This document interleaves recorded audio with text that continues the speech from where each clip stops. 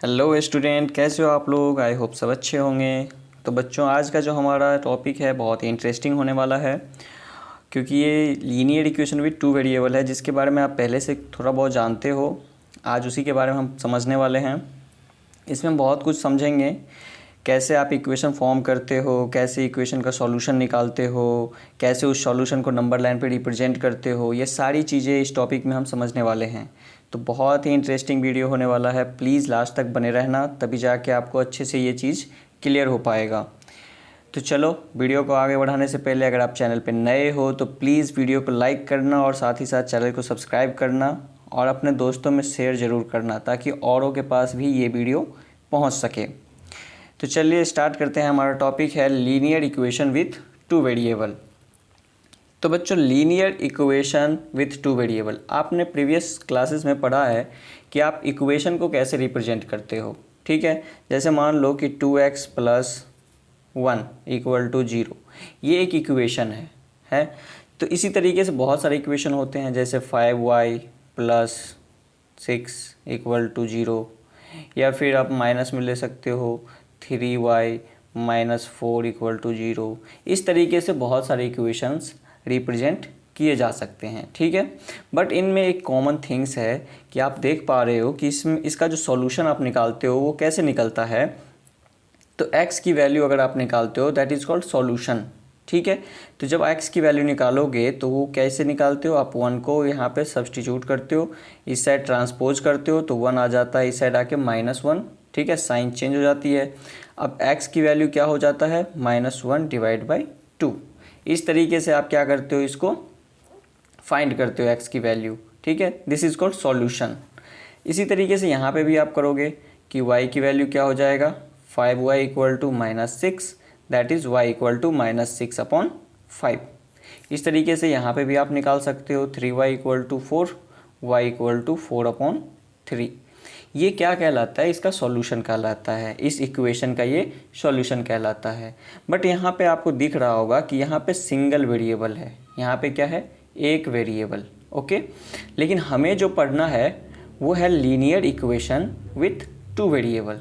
ठीक है, linear equation with two variable. तो इन चीज़ों को याद रखना है कि यहाँ पे हमें टू वेरिएबल चाहिए।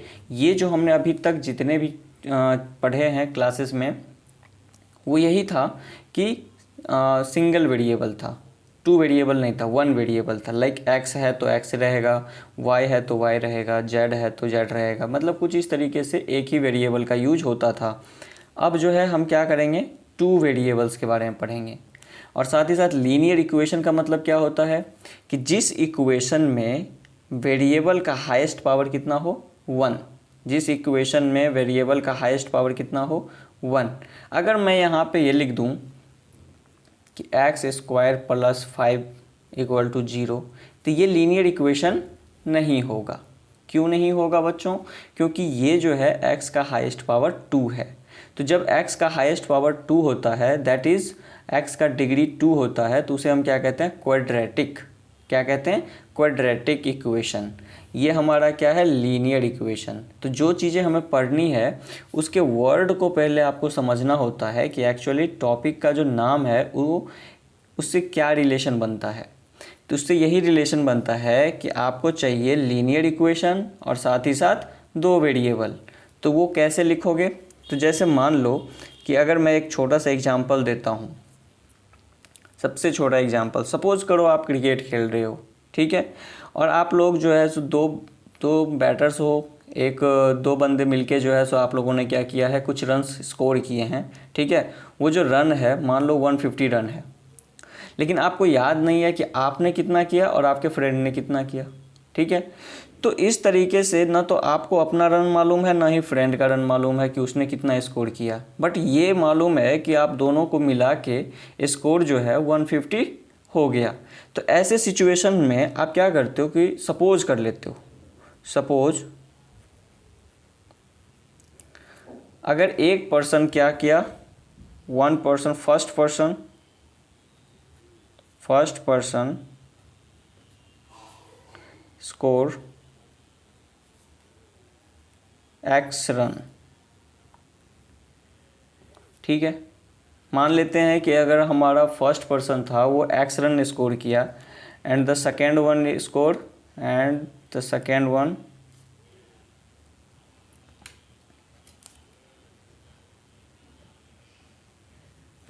स्कोर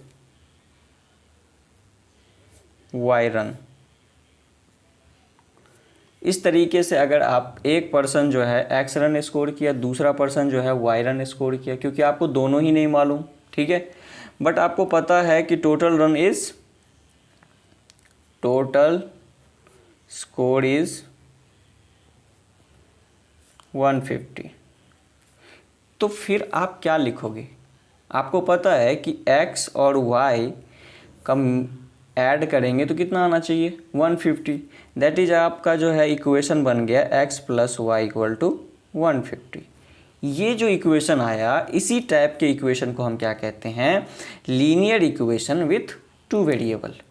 अब जैसे यहाँ पे देखिए कि x एक वेरिएबल है, y दूसरा वेरिएबल है, यानी कि यहाँ पे दो वेरिएबल हो गए और दोनों के पावर हैं 1 1, तो इसीलिए ये जो है लीनियर हो गया।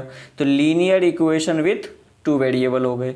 क्लियर? इसी तरीके से और भी आप एग्जांपल लिख सकते हो, like 2x plus 3y equal to 10, okay, 5x plus y equal to 6।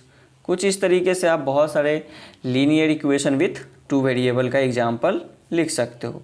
Minus में भी लिख सकते हो, like -4x minus 3y equal to 5, कुछ इस तरीके से। अब आपको करना क्या है कि हमेशा जब भी आप इक्वेशन सॉल्व करोगे तो आप इस फॉर्म में भी रख सकते हो, या फिर इसको अरेंज करके कैसे रख सकते हो, लाइक 2x प्लस 3y और 10 जो इस साइड है ना उसको आप क्या कर लो, इस साइड ट्रांसपोज कर लो, तो -10 इक्वल टू 0। इस तरीके से जब किसी इक्वेशन को हम लिखते हैं तो this is called standard form of linear equation. इसको हम कैसे लिखेंगे? 2 के बदले मान लो कोई कांस्टेंट है a और x, 3 के बदले हम मान लेते हैं b, y और प्लस 10 के बदले मान लेते हैं c। तो अगर आप इस तरीके से जब कोई इक्वेशन लिखते हो तो उसे हम क्या कहते हैं? This is called standard form of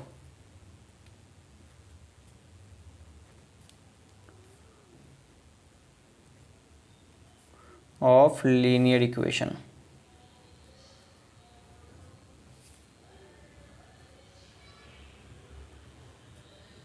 ठीक है, this is called standard form of linear equation.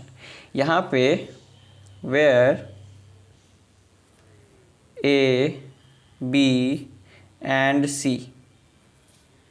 are constant। Constant का मतलब होता है बच्चों कि कोई ना कोई फिक्स वैल्यू होगी। जैसे कि आपने देखा 2 3 10 है, यहाँ पे है 5, यहाँ कुछ नहीं है तो क्या है 1, और यहाँ पे है 6, यहाँ -4 -3 5। तो कहने का मतलब है कि ये जो है ये क्या है, ए बी सी एक कांस्टेंट है। ठीक है, यहाँ पे एक कंडीशन ये है कि a and b can not be 0। A and b can not be 0 in linear equation with two variable।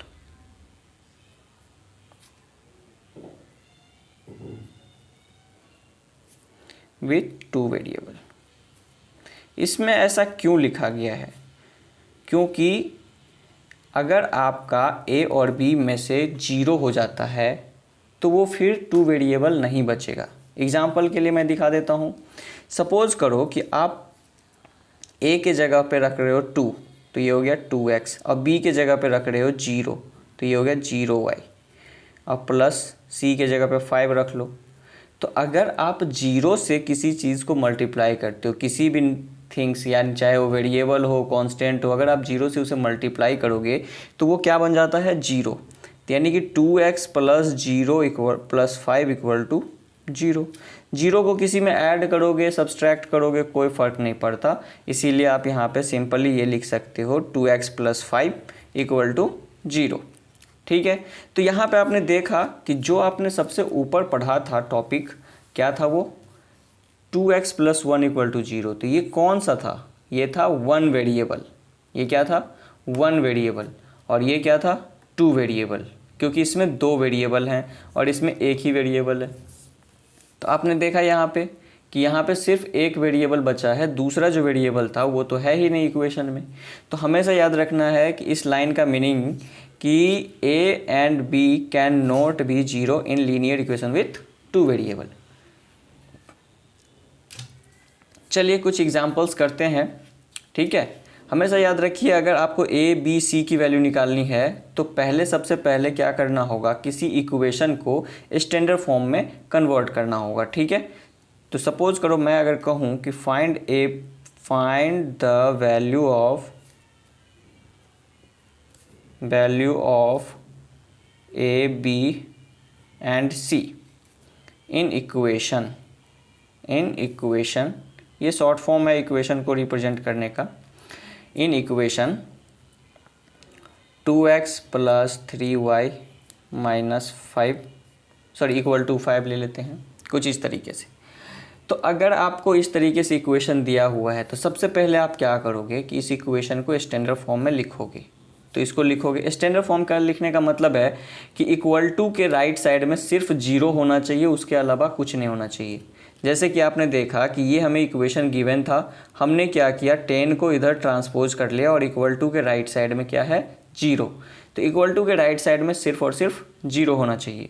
तो चलिए 2x + 3y, अब यहाँ पे 5 है प्लस में, अगर हम इधर ट्रांसपोज करेंगे तो ये क्या हो जाएगा माइनस, और ये बच जाएगा सिर्फ 0। अब यहाँ पे आप देख रहे हो कि इसको कंपेयर कर सकते हो, कैसे, स्टैंडर्ड फॉर्म ऑफ इक्वेशन जो है आपका उससे इसको कंपेयर कर लो कि ax + by + c = 0 हो गया। अब a की जगह पे आपको क्या आया हुआ है, a की जगह पे आपका है 2, b की जगह पे क्या है 3। अब देखिए c जो है वो प्लस में है और ये माइनस में है, तो आपको क्या करना है कि साइन के साथ लिखना होता है, दैट इज c जो है वो क्या कहलाएगा -5। क्लियर। तो ये साइन के साथ, अगर यहाँ पे माइनस होता तो b लिखा था -3। हमेशा समझिए कि ये जो है ना ये साइन के साथ लिखते हैं। ठीक है, जैसे इस क्वेश्चन में अगर हम a b c की बात करें तो सबसे पहले इसे स्टैंडर्ड इक्वेशन में लिखना होगा, और वो क्या होगा, वो होगा -4x - 3y, और 5 अगर इधर आ जाएगा तो -5 = 0। ये हो गया इसका स्टैंडर्ड इक्वेशन। ठीक है, इस इक्वेशन में a की वैल्यू हो गई -4, b की वैल्यू हो गई -3 और c की वैल्यू हो गई -5। तो कहने का मतलब है a b c जो है वो हमेशा साइन के साथ लिखा जाता है। अगर पॉजिटिव साइन है तो वो रिप्रेजेंट नहीं करते हैं, अगर निगेटिव है तो हम उसे रिप्रेजेंट करते हैं। तो चलिए कुछ एग्जांपल्स करते हैं ताकि आपको समझ आए कैसे ये वर्क करता है। ओके बच्चों, तो चलिए कुछ एग्जांपल्स जो है आपके सामने मैं रिप्रेजेंट करने जा रहा हूँ। इसमें अगर आपको कोई डाउट हो, कोई दिक्कत हो तो आप कमेंट में क्लियरली कर सकते हो, क्लियरली बता सकते हो कि क्या आपको डाउट आ रहा है। ठीक है, तो चलिए कुछ एग्जांपल्स हम समझते हैं। एग्जांपल्स, ठीक है, यहाँ कह रहा है right each of the following equation in the form of ax + by + c। Right each of the following equation in the form of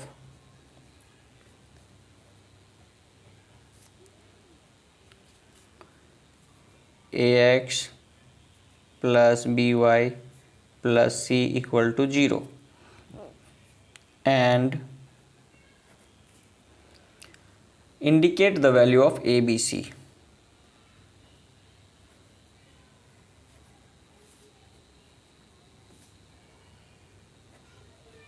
value of A, B and C in each case.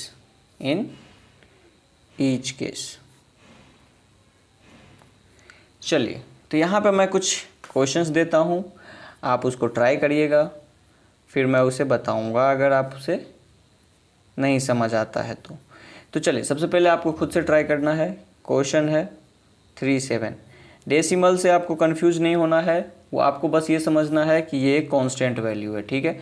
Decimal आपको confuse करने के लिए देगा, but आपको confuse नहीं होना है, ये समझना है कि ये ए की वैल्यू है, बी की वैल्यू, और इस तरीके से ये जो है कांस्टेंट टर्म है, इधर लाएंगे, फिर उसको इस फॉर्म में पहले कन्वर्ट कर लेंगे, फिर जो है सो हम सी के बदले उसको लिखेंगे।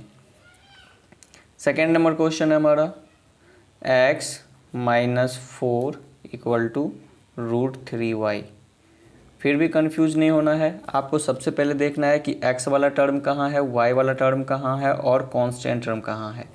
तो अगर x के बाद सीधे कांस्टेंट टर्म आ गया है तो कंफ्यूज नहीं होना है, पहले क्या करना है, इसको इधर ट्रांसपोज करना है, फिर लिखना है। नेक्स्ट हमारा है third, 4 = 5x - 3y। Clear. Next हमारा है 2x = y। ये 4 क्वेश्चन हैं, आपको क्या करना है, चारों को सबसे पहले इस फॉर्म में लिखना है, फिर क्या करना है कि a, b, c की वैल्यू बतानी है। चलिए, तो वीडियो को पॉज करके पहले आप खुद से ट्राई कीजिए, फिर हम इसे कंटिन्यू करते हैं। ओके, तो चलिए मैं आप इसे सॉल्व करता हूँ। तो इसका जो है सबसे पहले फर्स्ट का जो सॉल्यूशन होगा वो क्या होगा। तो फर्स्ट तो बहुत इजी है कि सबसे पहले आपको क्या करना है, ax + by + c के फॉर्म में लिखना है। तो 2x + 3y = आपको दिया हुआ है 4.37, ठीक है। तो आप जब इसे इधर ट्रांसपोज करोगे तो ये हो जाएगा 2x + 3y, और ये प्लस में है, इधर आएगा तो -4.37, और ये बच जाएगा सिर्फ 0। क्लियर।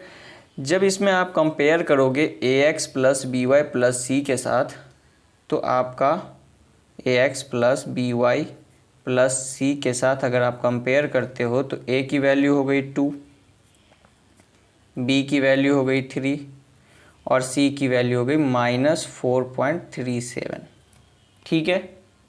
इसी तरीके से आप सेकेंड नंबर क्वेश्चन को बना सकते हो। तो जैसे कि यहाँ पे है x - 4 = √3y। अब जो है y वाला टर्म यहाँ पे है, तो आप जानते हो कि x के बाद पहले y लिखाता है, फिर 4 लिखाएगा। तो आप उसे अरेंज कर सकते हो कि इसको जब आप लेफ़्ट साइड ट्रांसपोज करोगे तो x, और ये पॉजिटिव है, इधर आएगा तो निगेटिव में आ जाएगा √3y, और ये -4 तो इसी साइड है, तो -4 = 0। अब इसे आप कंपेयर कर लो, ax + by + c = 0। देखिए, अगर आपको x के साथ कुछ भी नहीं है तो वहाँ पे समझिए कि वहाँ पे क्या है, 1। अगर कुछ भी नहीं है तो इनटू में कौन है, 1।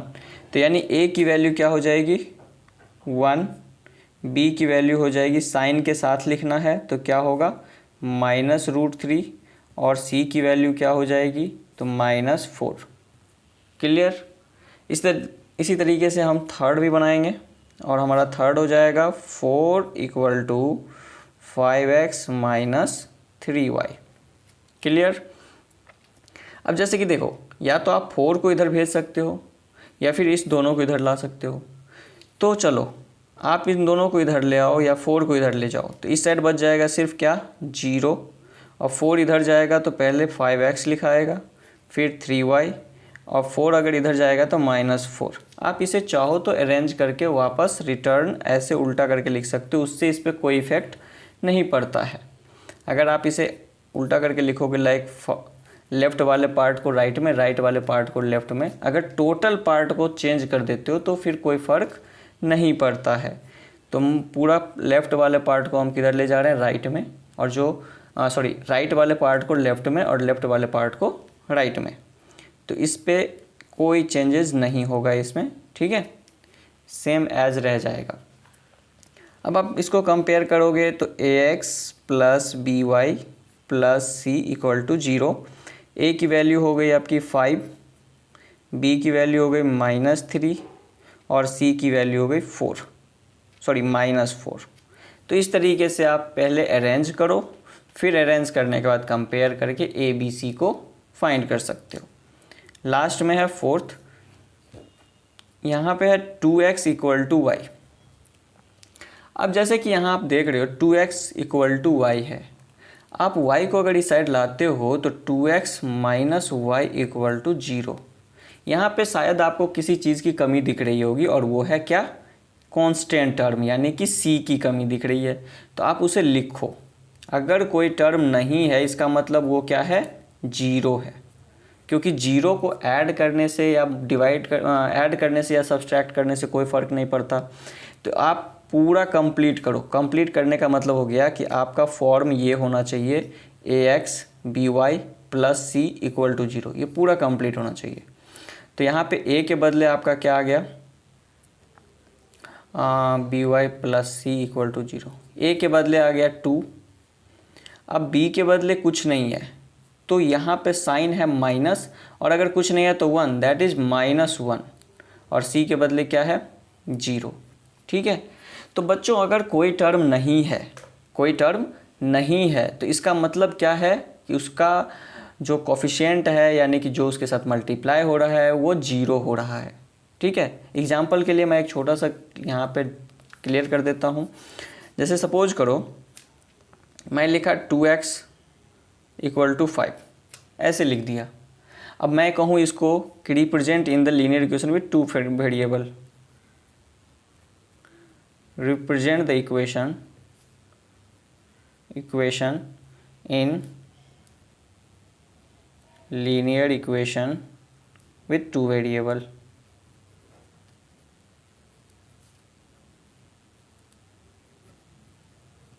तो जब आपको पता है कि यहाँ पे हमारे पास वेरिएबल है एक, तो हम 2 वेरिएबल कहाँ से लाएंगे। तो सबसे पहले आपको ध्यान देना है कि आपका x वाला टर्म मिल गया, आपको क्या चाहिए, y वाला टर्म चाहिए। तो आप क्या करोगे, आप जानते हो कि कोई टर्म अगर नहीं है तो इसका मतलब है कि उसका कोफिशिएंट क्या होगा, 0। कैसे, सपोज करो कि अगर मैं यहाँ 0 इंटू वाई लिखता हूँ, अगर मैं यहाँ पे 0 इंटू वाई लिखता हूँ तो ये क्या बन जाएगा, पूरा का पूरा टर्म 0 बन जाएगा, और 0 बन जाएगा तो बच जाएगा सिर्फ 2x इक्वल टू 5। ठीक है। अब हम 5 को भी इधर ले आएंगे तो ये हो जाएगा 2x plus 0 into y minus 5 equal to 0। अब आप क्या देख रहे हो कि इसमें 2 वेरिएबल हैं, एक x है एक y है। बस फ़र्क ये है कि x का जो साथ मल्टीप्लाई हो रहा है यानी कि जो x का कोफिशिएंट है वो a कहलाता है, जो y का कोफिशिएंट है वो b कहलाता है, और जो कांस्टेंट टर्म है वो c कहलाता है। ठीक है। तो यहाँ पे आप क्या कह सकते हो कि आपका a की वैल्यू 2 है, b की वैल्यू 0 है, b की वैल्यू कितनी है, 0, और c की वैल्यू -5। तो अगर आपका कोई टर्म नहीं है, मान लो x वाला टर्म नहीं है, जैसे यहाँ पे y वाला टर्म नहीं था, तो y वाला टर्म नहीं है इसका मतलब y 0 नहीं है, y का कोफिशिएंट 0 है, और y का कोफिशिएंट क्या है, b। तो अगर y वाला टर्म नहीं है तो समझिए b 0 है, अगर x वाला टर्म नहीं है तो समझिए a 0 है, और अगर कांस्टेंट टर्म नहीं है तो समझिए c 0 है। जैसे कि आपने यहाँ पे देखा कि इसमें कांस्टेंट टर्म नहीं था तो यानी कि c 0 हो रहा है। क्लियर हो रहा है ये चीज़ें, क्योंकि इसका यूजेज आगे आपको पढ़ने वाले हैं एक्सरसाइज में। तो चलिए, तो सबसे पहले आप यहाँ तक सीख लिए, तो आज के लिए यहीं तक रखते हैं, और इसके आगे जो है सॉल्यूशन ऑफ लीनियर इक्वेशन वो हम करेंगे नेक्स्ट वीडियो में, ताकि वीडियो बहुत लंबा ना हो जाए। और इस जितना आज पढ़े हो आप, इसके ऊपर आपको एक्सरसाइज 4.1 आसानी से बन जाएगा, तो उसे आपको बनाना है। मैं उसका भी वीडियो अलग से डालूंगा, लेकिन पहले मैं सारे कॉन्सेप्ट क्लियर करवा दूं। तो एक वीडियो और आएगा जो कॉन्सेप्ट के ऊपर होगा, फिर उसी वीडियो में हो सकता है कि एक्सरसाइज भी मैं करवा दूं। चलिए, तो आज के लिए यहीं पे क्लास को एंड करते हैं। और अगर आप अभी तक चैनल पे बने हो तो प्लीज़ वीडियो को लाइक करो, चैनल को सब्सक्राइब करो, साथ ही साथ अपने दोस्तों में शेयर करो। और अगर किसी टाइप का कोई डाउट रह जाता है, कोई प्रॉब्लम रह जाता है, तो आप कमेंट बॉक्स में मुझे नोटेट कर सकते हो, बता सकते हो। मैं उसके ऊपर ज़रूर एक्शन लूँगा, ठीक है। ज़रूर आपको उसके सॉल्व करके बताऊँगा, ज़रूर उसके ऊपर अलग से मैं वीडियो डाल दूँगा। तो चलिए, आज के लिए bye bye, have a nice day, thank you.